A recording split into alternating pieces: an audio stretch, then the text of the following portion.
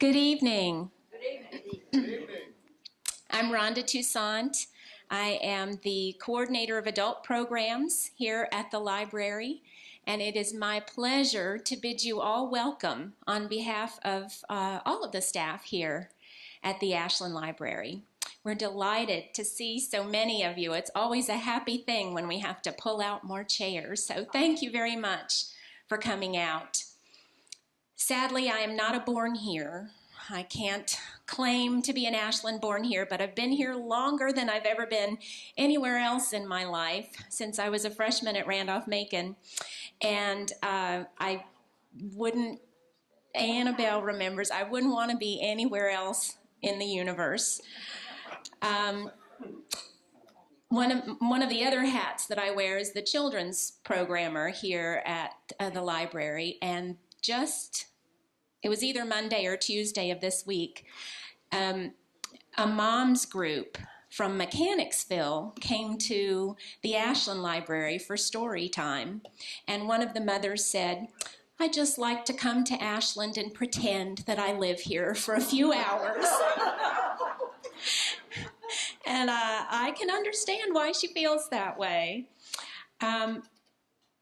Again, welcome. I'm going to turn things over now to the person who deserves the credit for this evening. She, along with our branch manager, Kathy Bach McElroy, put all of this together, and I know she has talked with many of you in previous weeks, encouraging you to come and share your stories about life here in Ashland, and that is Fan ATN. Thank you very much. But before we get started, I'm going to do something very important here. I'm going to move this chair out here. Sanko, let you come right into this. Right here. We have something pretty with us. And he's going to get the front row seats there. Because we want to leave this area clear here on the sides. Now, what we're going to do this evening. Can you all hear Fan? Can you all hear? Mm-hmm. Okay. You are the program. You are the program. It is Ashland's 150th anniversary, birthday, and we thought it would be so interesting to have some oral history from people who have lived here a while or have not lived here a while, but have wonderful memories of Ashland. And so to make it really informal and friendly, we have rocking chairs, and we invite you to come and sit and rock and tell your stories, if you would like to sit and rock. If not, just stand where you are. Now, everybody's got plenty of stories to tell. Where to begin? Think that we should begin with the very longest memory of all, and that is Mrs. Virginia Shelton, who's 103 years old, and here she is. And let's start with Mrs. Virginia. Come on here. And Woody Tucker will escort her to her rocking chair. Thank you very much. Now take a seat and get comfortable.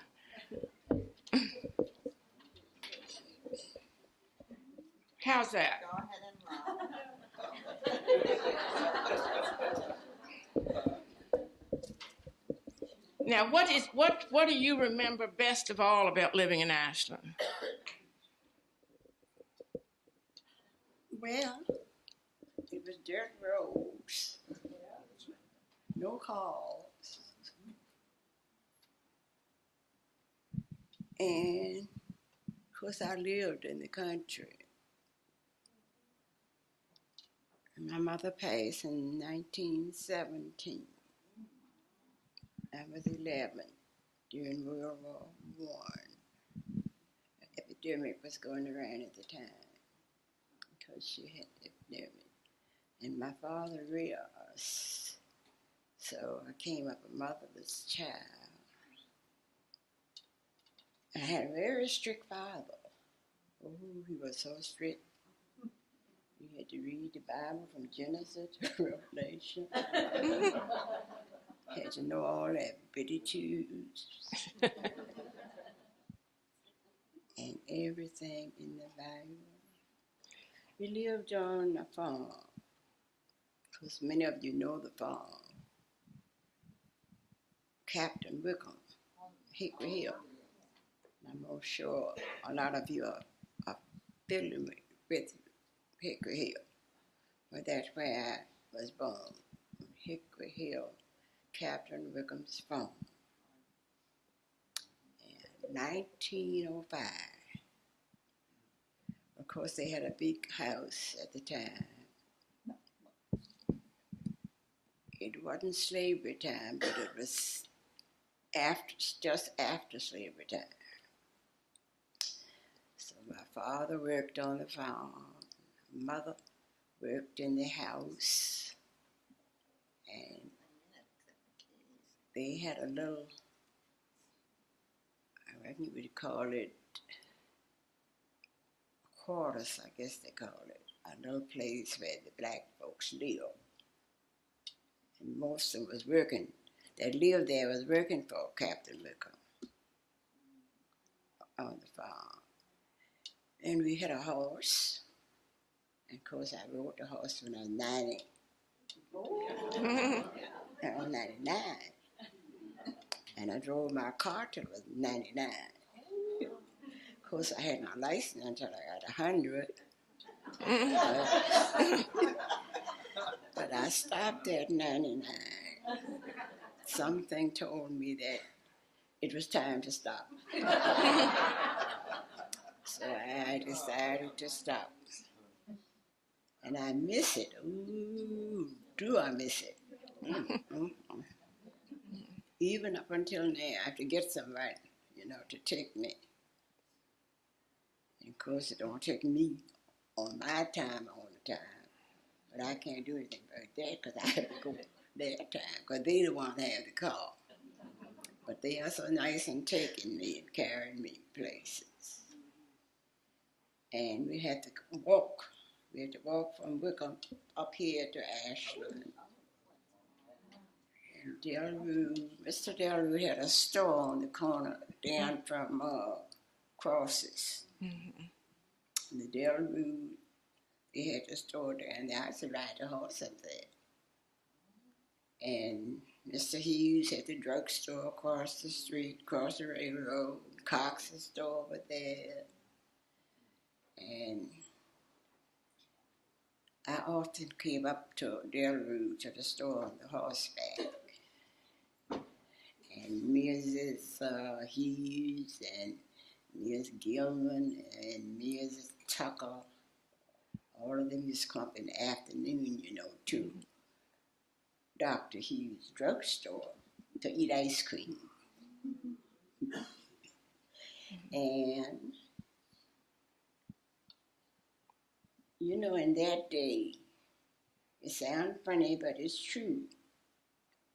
The black folks washed for the white folks. Mm-hmm. We were. Mm-hmm. And of course, we were children. The mother was gone, we were children.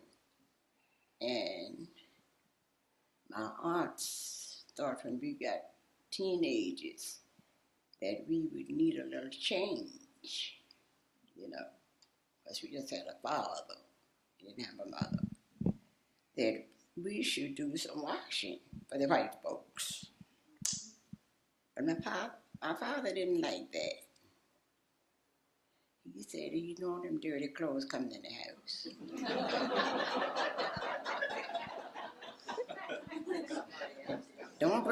Don't bring them in here, put them on the porch.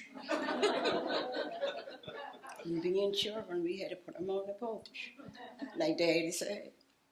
Then he made us wash all our clothes and iron them and put them away before he would let us touch the white folk clothes. So he just didn't like it, but we had no other way. So we had to do what they were doing. And like I said, my dad was very strict. And Wickham had a little small schoolhouse down there where we went to school. It went to the 7th grade.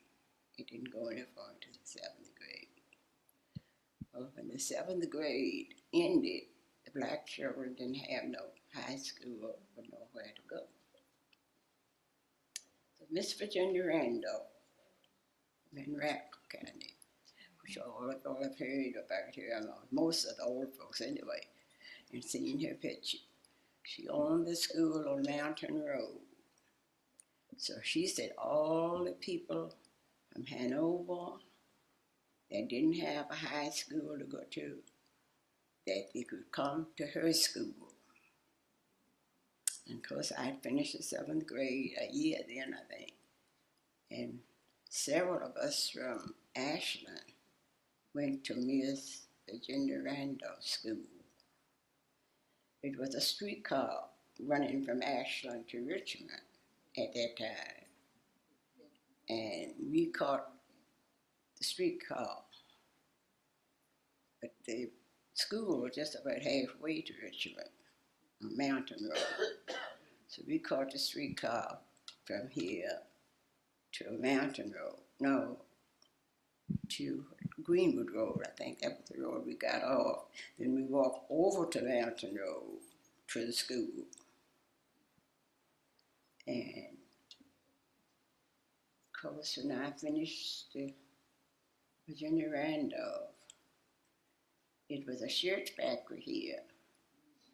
And the man was named Mr. Shackle. And he had a lot of people, black and white. And a lot of us worked at the shirt factory. Of course, I worked at the shirt factory too. And Mr. Shackle was mean.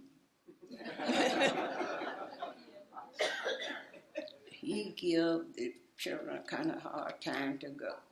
But anyway, he always gave me a hard time because I was contrary, you know. So anyway, then they decided that we'd have the union to come in to the shirt factory. And he didn't want the union to come in, the shirt factory, at no time.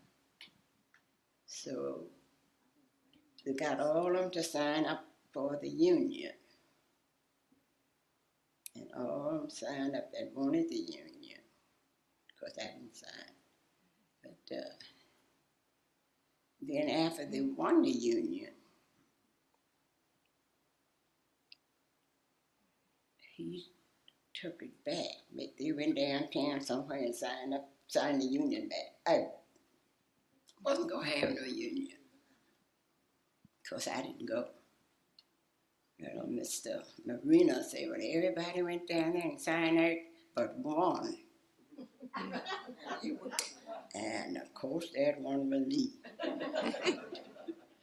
I didn't sign it out. So after they won the union, and they signed it back, I didn't like it, and I quit.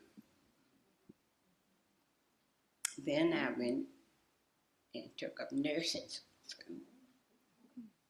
So I went to the nursing school, and I took nursing, practical nurse. So I became a practical nurse. I didn't go back to the factory. So I retired from a practical nurse. Well, that was a wonderful career, wasn't it? The practical nurse. You did a lot of good for people doing that. In Ashland. Absolutely, Richmond too. The hospital. That's great memories. A wonderful, wonderful things. It takes us back, all the way to the shirt factory. Thank you so much. That was just great. And I hope that you will make a really, really nice long recording, and we can all have it to listen to for hours and hours. Yeah, I know you could listen to me. I'm a talker. I know you are. Wonderful.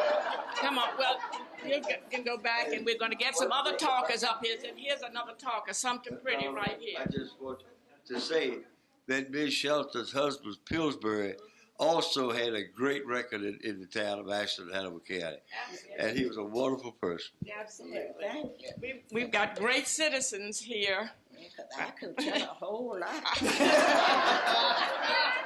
Thank you. That was wonderful. Oh, that's great, isn't it? So that has inspired you to think about all the things that we used to do in Ashland, going to work, going to school, going to church, train adventures, Randolph-Macon adventures. Who wants to go back now to some Ashland history, looking way back to some things that happened before your time? Now, I will get to you in your time.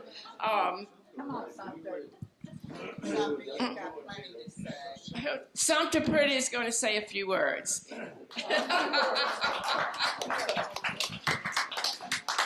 I see lots of folks in here older than I am, so you want to get them on there too. I was born in 1924. Dr. Henry Carter dad here was a presiding doctor, and Miss Tiller, Liza Tiller, was the nurse. And my mother told me that when she was presented with, I was presented to her by Dr. Carter. He said, "Ugliest little rat you've ever seen." But my father and mother were both natives of Hannibal County. At least my mother was actually from Montpelier area around the Hickory Bottom area, and lived on a farm. And my father had been raised at Medley Grove, across the South Ashland River, which is now the Sod Farm. His mother died when he was about 2.5, 3 years old, and the family was broken up, unfortunately. But my father went to live with Mr. and Miss Tom Purdy in Richmond, which was my grandfather's brother. And right where Holland Park is today, there was a dairy farm that he operated. And my father was raised there on that dairy farm until he was about 18 years old.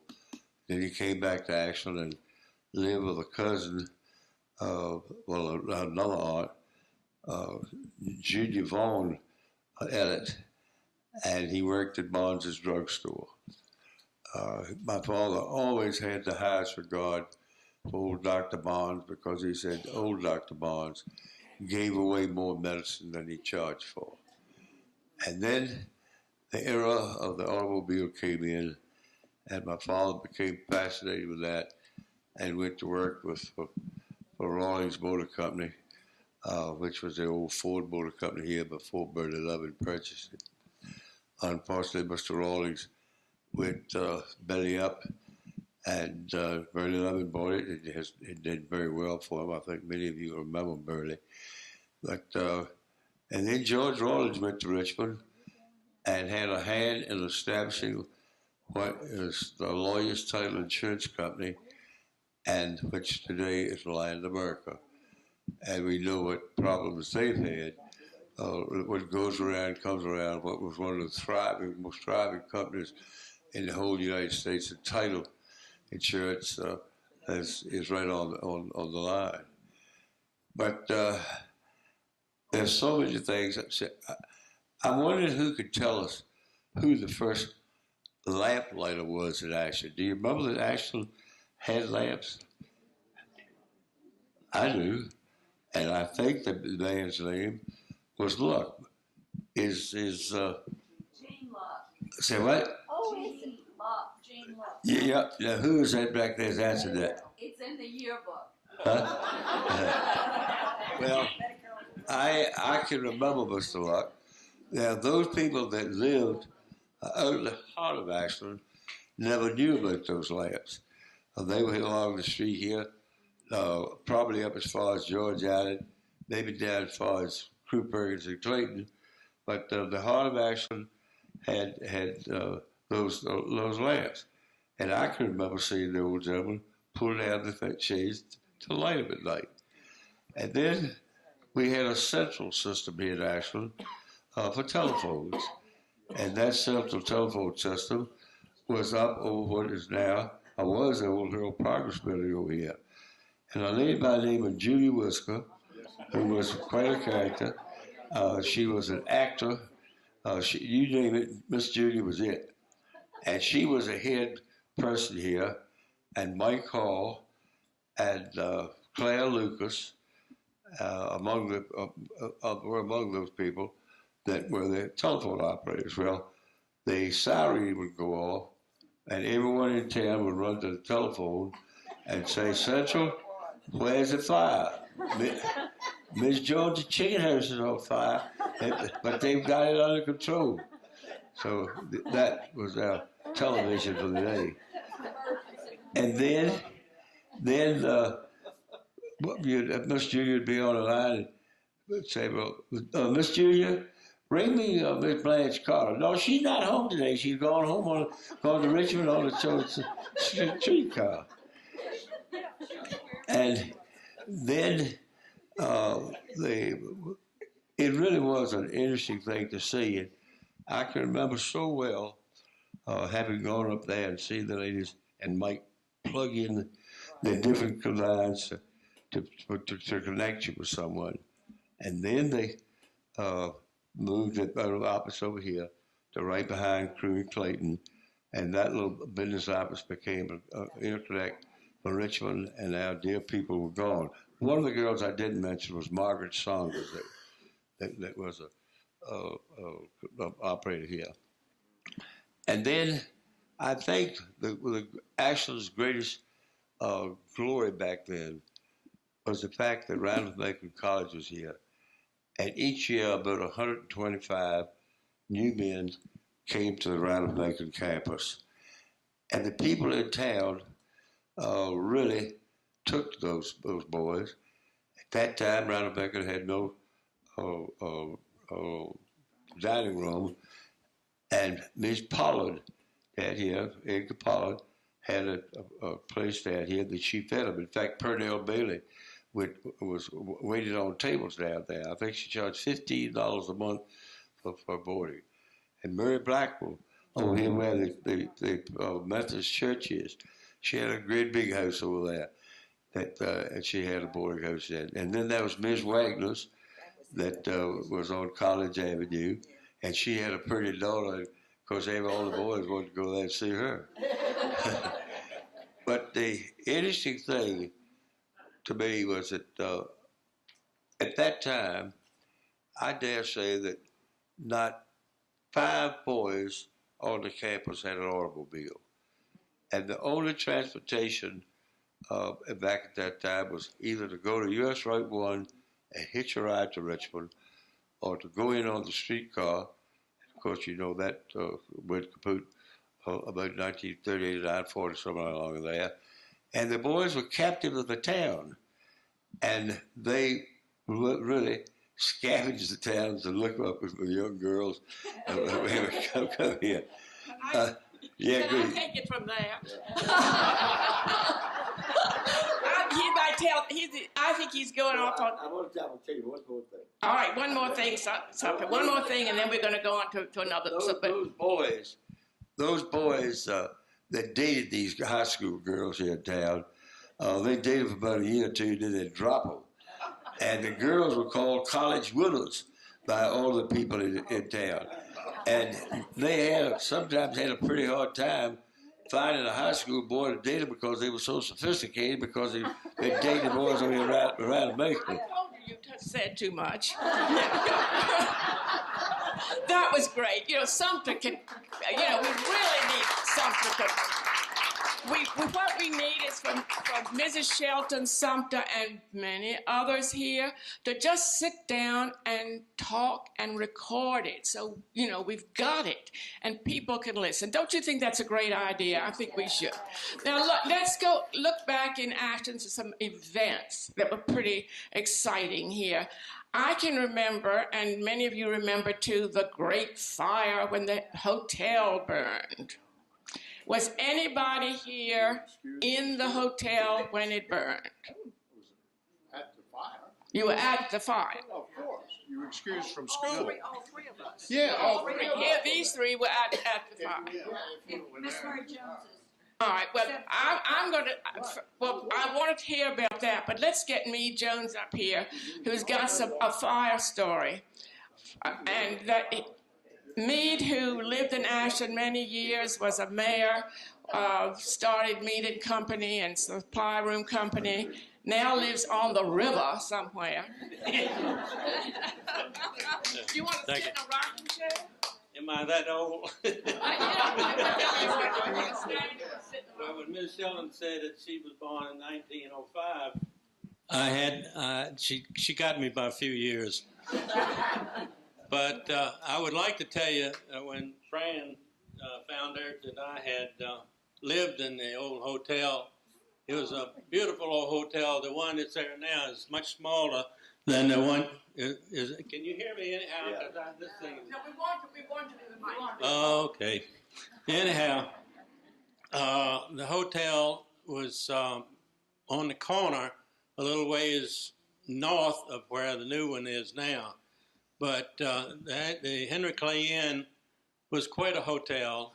And when we first came back to Ashland in 1930, we went to the crash of 29. We were in Rochester, New York, and the crash closed the factory that Dad was manager of. And so we came back to Ashland, and of course we came to the grandmother's home because she had a lot of rooms for the family and stayed there. And then Daddy figured that we better get out of there, and we went to the hotel. So it was in the 30s when we first went to the hotel. And then later on, we went to Kansas and lived for a while. And when we came back, Mother and Dad, when they came back to Ashland, they asked Mother and Dad if they would run the hotel. At that time, an Admiral Stutz, I think it was, had bought it. And the college used it during the war. And the hotel, I don't know if, you know, how many remember it, but it was a huge dining room that was a perfect ballroom for dancing and so forth. They had parties there. The Kiwanis Club would have their weekly meeting there, and the kitchen was large and had good help. And when Mother and Dad took it over in 38 or 39 is when I was at that time a teenager, so they wanted me to be night clerk.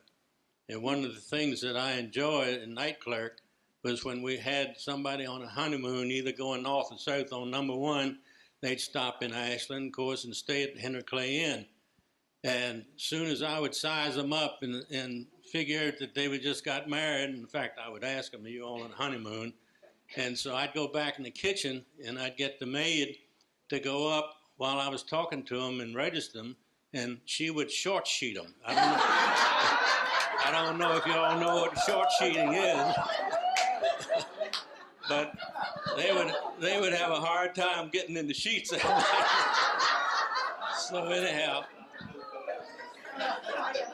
it's right funny. Today, I was going through some old things, and I found a picture of the Henry Clay Inn. And so I, on the way into Ashland, I had them copy these so that I could, if somebody want to, you know, pass them around and look at them. Thank you. I'll put that, and I'll put this one on the table here. Okay. But the hotel would have people, it really, almost all of it was filled up all the time. Had a lot of widows that lived there. And they got 3 good meals a day and had a room and everything right in the hotel. But most of the rooms did not have private baths. It was only a few of them that had private baths. And they had a big bathroom on the halls and so forth, and everybody had to use the same bathroom. So you had to get up early in the morning and get in there before everybody else got there.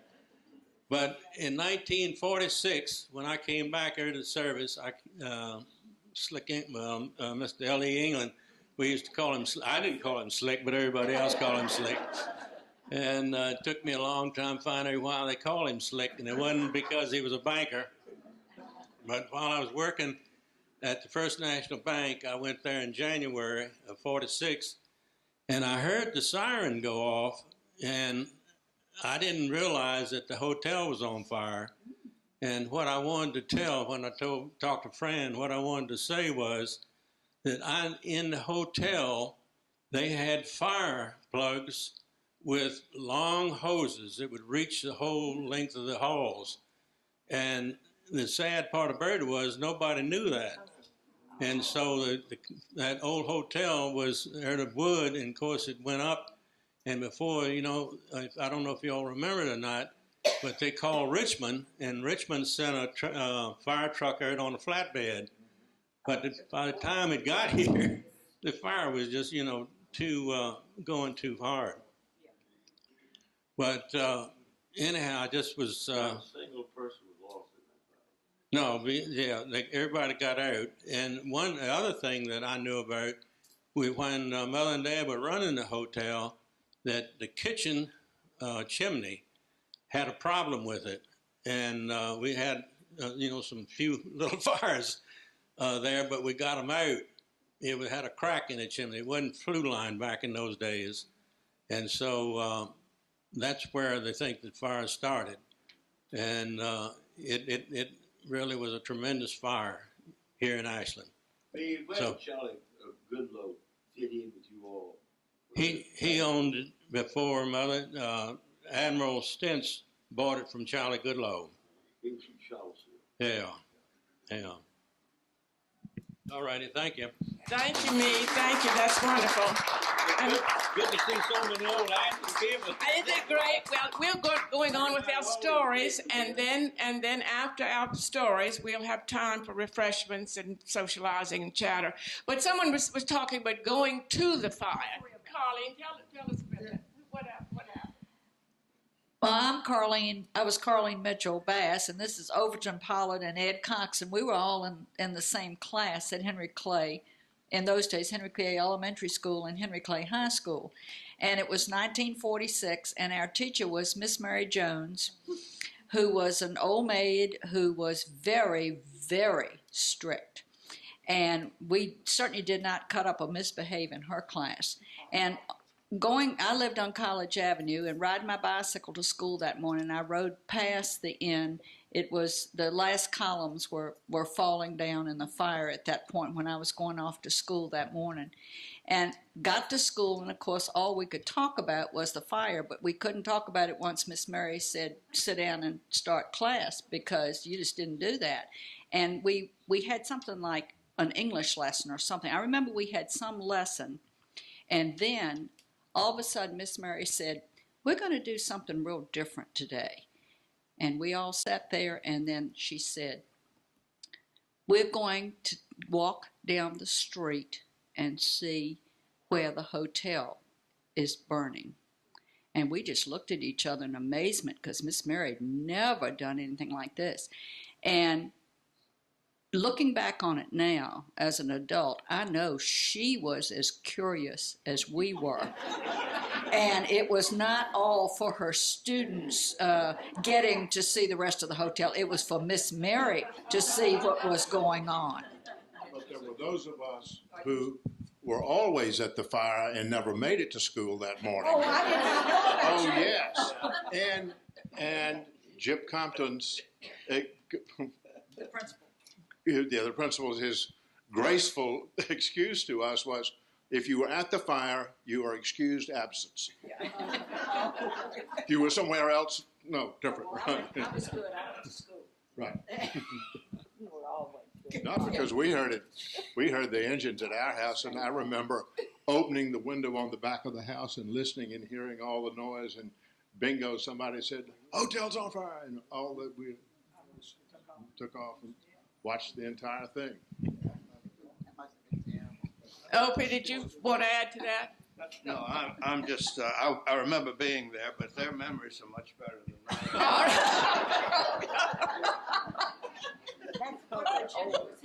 But Sumter was talking about how important Randolph-Macon College has always been to the town, and we certainly acknowledge that. And it was a men's school, of course, but when the war started, World War II, no, not the war, World War II, town girls went to college there, and Eloise Godden Piccolo, who's here tonight, was one of them, and she has a wonderful story about what she did with her classmates. Come on up, Eloise, and take a rocking chair and show us these pictures. Well, after we break and have refreshment time, I do want to point out that this table has some pictures and Randolph-Macon Yellow Jacket Yearbook, which Doris Qualls has loaned us for you to look at. And we also have some interesting pictures there Betty Carol Stevenson brought to us from her class reunion. You want to take a rocking chair? Okay. Well, I really wanted to stand Oh, back wait, there. you can stand. No, you want to stand there. Yeah, come on. Hold up the picture while you talk about it. Well, I'll tell them a little bit about that. Tell them a little bit. But this was taken when I was a freshman at Randolph-Macon. And one afternoon, we had taken our walk down after classes, after school, and we either went to Hughes's drugstore or Barnes's drugstore to get our black and white, which was chocolate syrup on vanilla ice cream, of course, or sometimes a limeade or a cherry Coke or something like that. But we were there in front of Barnes's that day, and the engine stopped right in front of the drugstore, and there was 5 or 6 of us with our little beanie caps on, freshman caps for Randolph-Macon. And we went up to the conductor, or the engineer, and we said, could we climb on that cow catcher and take our picture, and somebody take our picture? He said, sure, climb on up. Well, now, where else but in Ashland could you do that? And this is a picture of us standing on the cow catcher of the engine, and it's Doris Harlow, myself, Curtis Palmer, Connie Mac. Let's see, Curtis Palmer, Eloise, Gladys Coulter, L.D. Campbell, Les Campbell, Doris Harlow, and A.B. Vaughn, and a college student named Chickalo. That was a classmate of ours, your fraternity brother. But we stood up there and they took the picture, and Fan has had that for train day here at the library, so she wanted me to bring it back and tell that story. But the trains were such an important part, they still are an important part of Ashland.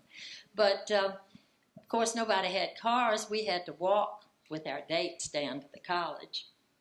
So whenever we went to a party, we would walk. I lived in the house where Becky and John Longmire live now, and right next door to Sumter. And if I had a nickel for every time Sumter chased me around the house, I wouldn't have to worry. I wouldn't have to worry about the economic situation now.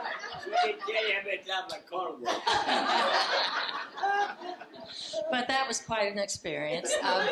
Anyway, when we walked down to the college for our dates, just about every time I think it happened, the train would come through and it would belch out this great big puff of cinders, and you'd end up with all of these little black spots on your sweater or clothes. But it was quite a town to grow up in. I cherished all the moments. So thank you. So Eloise grew up living on the tracks. Anybody else here grow up living on the tracks? You did. What was it like? What was it like? It was great. This is Pat Blair Funk. It was great living on the tracks. It turned out that we thought that we lived on the right side of the tracks.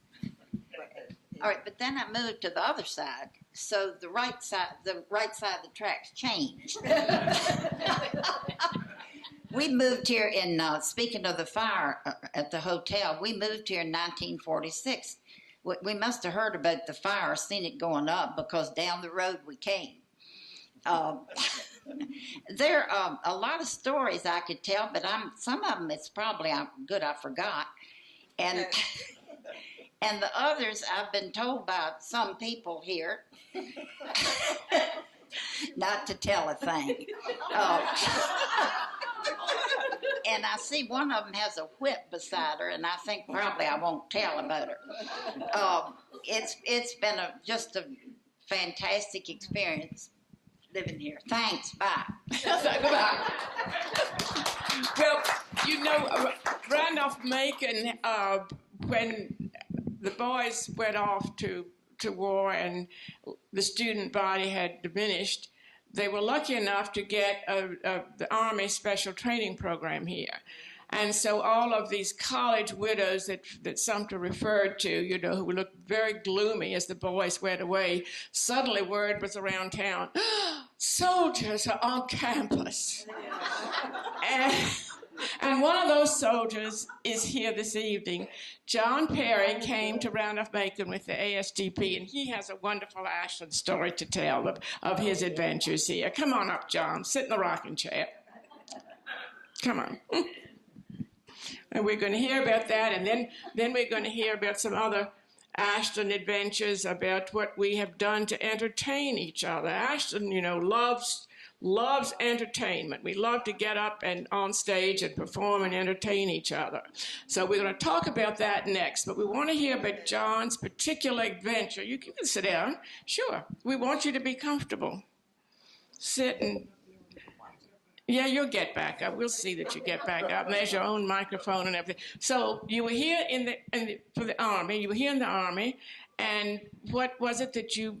In 1943, when Randolph-Macon had about just very few students, but Dr. Moreland was able to have Randolph-Macon included in the colleges that would get some of the ASTP.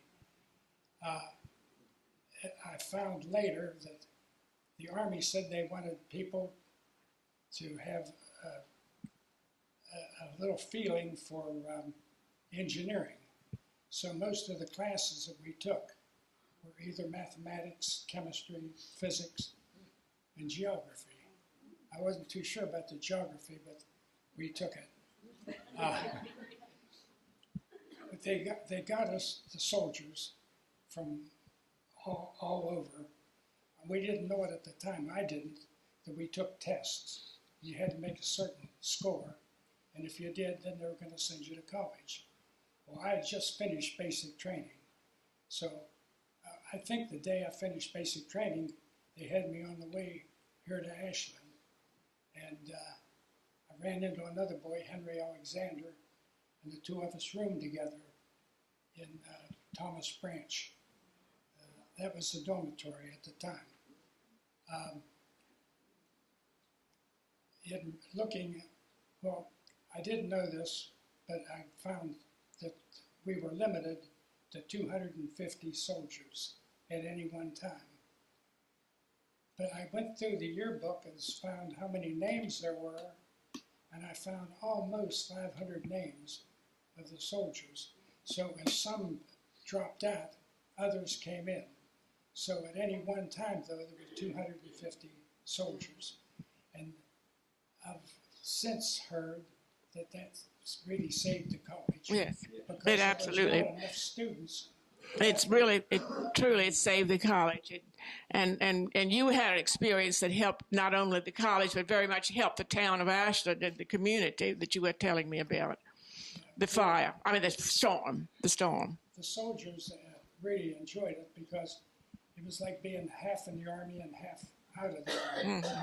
You had to get up in the morning and fall out and then march to breakfast. That was like almost the Army. But from then on, the rest of the day, they didn't worry what you did as long as you went to class, did your homework. You could stay out till 10 o'clock if you wanted. I had a pen check. I wrote a couple of things down because I'd never forgotten a thing. They activated this program on July the 12th of 1943. And the classes started on August the 9th of 1943. Well, I was lucky to get there early. I had a lot of free time. And in the free time, as long as we went out and played softball or something like that, that was fine. But then, once they started the classes, we had to be more careful what we did. But the program terminated on March the 18th of 1944. And by then I was gone. And I didn't know until just recently that they did terminate before the last group had finished. Evidently, it was getting close to VE Day or something like that. And they needed them. So that was the end of it. But, well, tell us about the big storm. well, the storm, I didn't know about. Well, I didn't know how to find out about it till I talked to you. At the Ashland Library, we were able to research this for him. You were able to find it. Yeah. But what, and part of this is hazy in my mind, but I do know now that it was in September the 9th. And I know that we had a big storm. And I vaguely remember someone coming by in a truck and told a few of us soldiers that they needed help out on the dairy farm. So out we went, but I don't remember too much about I don't remember at all where it was. But from this article you were able to get me, it seemed like all the barns in town blew down, or in the county blew down, or went off their foundations. And this article, the names of people and everything like that. And anyway, we got out there. I do remember being out there, and where we were, I found now, was at Cabin Hill Farm, up in near wherever that is. Hannibal Courthouse. And I do remember how many of the cows were either dead or terribly hurting. Their backs were broken, where the barn had kind of caved in. But we did save 30 of them. Well, that was great training for the Army. I could, yeah. Anyway, they did tell our captain later, and he thanked us for going out and doing that. Thank you, John. Well, maybe you could put that article on the table, and people could read that as also when they come to look at the pictures. That's great. Thank you so much, and thank you for your service. I don't know if I get it. We asked Johnny to tell the story of when he came back to Ashland in No. the 80s. No, all right, excuse me. I'll take that. I think that was the same storm that Lux very long. I think so too. Lux is mentioned in the article too. Yeah. Okay. Well, Ashland is a great town for performers. As I said, there are many. We now have the variety show that's been going on for a number of years, and that's wonderful, and we all love it. We're all involved in that. But before the variety show, there was the Village Theater, the Huckleberry Players, the Tucker and Whiteman Minstrels, and the Womanless Weddings. Do you remember? I mean, people really paid money to buy tickets to go to this performance to see Ashland men in drag. I mean, it was a womanless wedding. And we have a photograph of a Randolph-Macon professor in the yearbook, the Yellow Jacket yearbook that's marked. So I want you to look at that. But I also think it'd be fun now if we could get some people who have been involved in these theater enterprises to tell us a little bit about what they're doing. And why don't we start from the very earliest and work up? Which came first, Tucker Whiteman or the Womanless Wedding? I don't know. But Tucker Whiteman goes way back. Woody, tell us a little bit about the shows. And then we'll get to the Village Theater and go along. Sure, thanks. Want to sit down? No, I'm going to stand up. I think a little better on my feet. The blood flows better. My grandfather was born in 1888. His name was Floyd Tucker Jr. or Captain Tucker as he was known from his Army days. Moved to Ashland around the turn of the century with his family.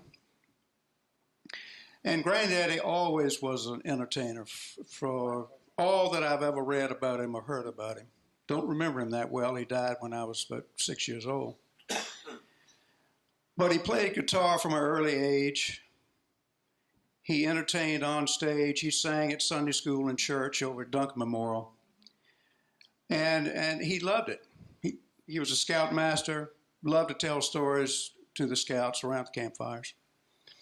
Well, he had a good friend by the name of John Whiteman, who also was an Ashland resident, native.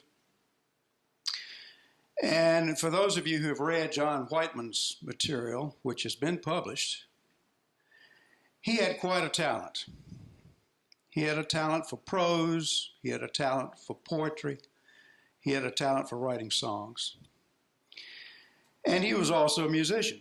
Granddaddy played guitar, John played banjo. And in 1917, the two of them got together to form the Tucker Whiteman Minstrels. And it apparently, from everything I've read, was a hit from the very first year. It was a typical minstrel show of the time. There were some entertainers in blackface, some not. But I think probably one of the most popular things about the show was it was all Ashland people. It was all Ashland people. And as a matter of fact, how many people here remember the minstrel shows? Have been to one? Tucker Whiteman shows.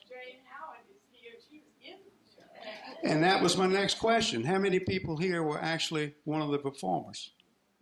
Jane? Jane, are you the only one?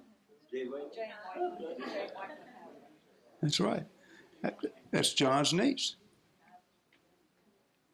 Well, you know, all of the people that you read about in the programs of the shows were all Ashland people. John was Mr. Interlocutor. He was the guy up front, and he was the straight man. My grandfather was an in man. John Majette was an in man at one time. Fritz Palmer, and the names go on, and they weren't just men. There was the women. They had Becky Carr and her devastating damsels, who were the dance troupe of the company. And you had Frankie Gilman Griffith. You had Condi Palmer. You had Isabel Webb, Juliana Hartsock, and several others. I'm just forgetting the names right now. And they had a smaller group called the Pony Chorus, of younger girls who danced. But they sang songs at the time. Stephen Foster, very popular at the time, Al Jolson, those type of songs. And all of the reviews that I have read, because they got write-ups every year in the Richmond papers, they were rave reviews, sellout crowds every night. I think they had 2 performances each year. They performed annually here, and they also performed at some outlying areas like Bowling Green, Walkerton. Yep. And so they moved around. They were very popular. Now, in addition to the music, humor was really important to any minstrel show, in particular to Tucker Whiteman. And I brought tonight a program from the 1938 Minstrels. Now, I think this was the last regular scheduled show. After that, they did some benefits. I remember one as a very, very young child over at the Ashland Auditorium, which is now torn down in a parking lot. They did one for the grand opening of the theater here in the late 40s. But this program is from 1938, which was the last regular scheduled show. And I'll read you what it says here on the front. It says, "In appreciation, for years the merchants of Ashland have been bullied, cajoled, solicited, and knocked down for advertisements to go on the various programs of amateur shows, carnivals, and publications. It is time they got a break. We have arranged to have our own advertising department prepare some copy, which we hereby contribute free with the hope that it will bring some results." And here are the ads that are on the inside of this program. First National Bank, The interest we charge you is the only interest we take in you.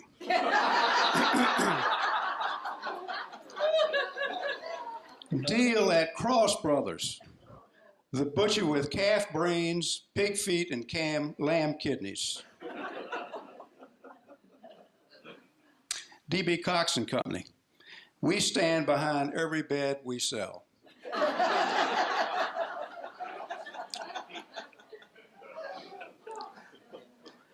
J and Luck Motor Company.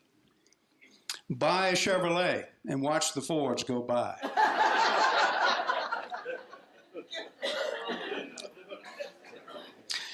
Patronize the Hangover National Bank and get that morning after feeling.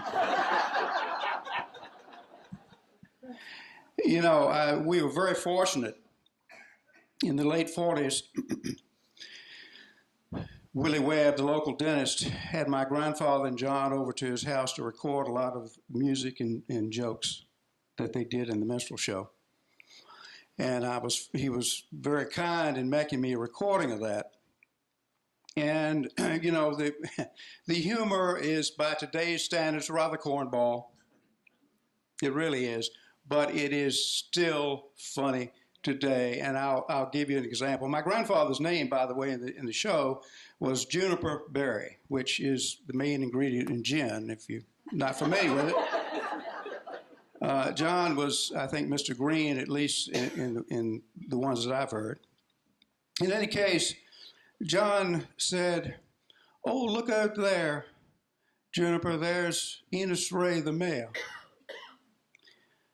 And Juniper said, "Oh, yeah, understand he's got a real nice girlfriend." John's nice girlfriend. "Yeah, got a real fine Christmas gift." "Well, what did he get her?" "Well, he said he gave her a fancy gold watch case.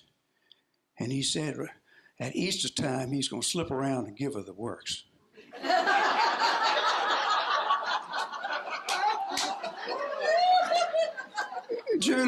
Juniper, look out there. There's Edmund the Johnnet. The General Assembly must have adjourned and left Richmond. Juniper said, "Well, I hope they left something." And John said, "Juniper, don't you think it's wonderful that women now have the right to vote?" "I don't know about that." He said, "What do you mean you don't know about it?" He said, "You don't think women ought to exercise their franchise?" He said, "Oh, yeah." He said, "I sure do." He said, "There's nothing worse than a woman about 40 with a flabby franchise." So on that note, we'll leave you and turn you back over to Fan. That's great. Isn't that wonderful? Isn't that inspiring? I think. Thank you so much, Woody. And listen, it was great to have you, Jane. What did you do in the minstrels? I was in the pony chorus. The pony chorus. Pony chorus, along with Dolly Cobb, Lucy Carter, Mildred Saunders, and we did it. We said go around. I remember going to Central Garage. Oh, you went on the road to Central Garage.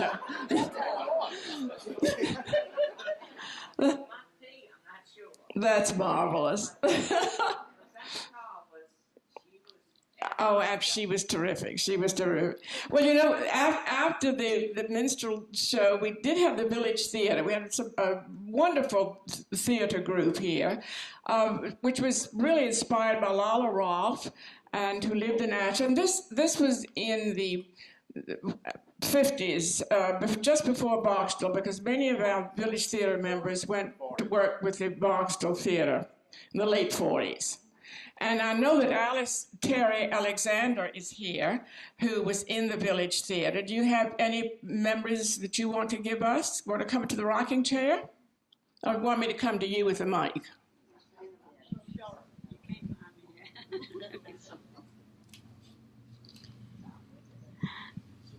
Really, my most vivid memory of the show was how we went through that thing. Nobody hesitated. Nobody had to be prompted. We were the most professional, non-professionals you can imagine. And it was a great experience, but it almost cost me my marriage because Roland Smith was the name of the man who was directing, and he was a real slave driver. And I left my husband at home with the two little children night after night after night. But it paid off when we got up on the stage because, like I say, it was just letter perfect, and nobody hesitated. And it was just, and the interesting thing about it was that it was a jury trial. I was a defense lawyer. I saved Lalo's neck. And they picked the jury from the audience, which made it interesting, yeah. And the audience just seemed to get so caught up in the thing. But like I say, we just went through it without anybody having to be prompted or any hesitation. And it was a howling success. But after that, I retired from the theater. Well, I remember that the play was the night of January 16th that you were in. And I also remember the Village Theater. We used to perform in the War Memorial, the Boy Scout House, wherever we could find a stage. But I remember starring with John Longacre, and that was a thrill. And we did Light Up the Sky, Noel Coward's play. And Lyde was always very involved in our productions of Village Theater. Lyde, and also after that, the Huckleberry Players. Come and tell us about the Huckleberry Players, and then we want to hear about the plans of the variety show for next year, and then we're going to have to wrap it up in about 5 minutes because we want to have time for refreshments and socializing and so on. And then, so come on, Lyde, tell us about the Huckleberries. Well, I do have to put an addendum on your starring with John. Dr. Marlin came to see the play, and John was in it. I think he'd been in about 2 plays in his life. And Dr. Marlin said, "Aha, Mr. Longacre, you will be the next director of the Randolph-Macon Players." He'd never even directed anything. And but that was so typical of Dr. Moreland to just decide because you've been in a play, you could direct. It goes back to the Ashland Juniors Women's Club, which was started in 1955, and I was a young bride, and all of us got together, and we were in the War Memorial, and we did a lot of different projects, one of which was getting a library into Henry Clay Elementary School. There was no library, and from that was the first library in this town outside of Randolph-Macon's library, and from there we went to the Hanover Arts and Activity Center, where we had the library, and then the library, Pamunkey Library came in, and then this. So this building. So with the Huckleberry Players, one spring, Peggy Haley and I decided we would do the final program for the Junior Women's Club. And so we did a little puppet show, and we called it the Picnic Basket Playhouse. And then after that, we would take the little play around. We had a portable stage, and we would go around to the schools and do our little play.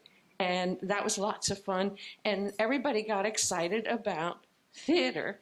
And I think it was, I don't know whether it's Meredith Stiles or who exactly it was, but all of a sudden we decided we would put on a play. And because we had the Picnic Basket Playhouse, it became the Huckleberry Players for the Huckleberry Picnic.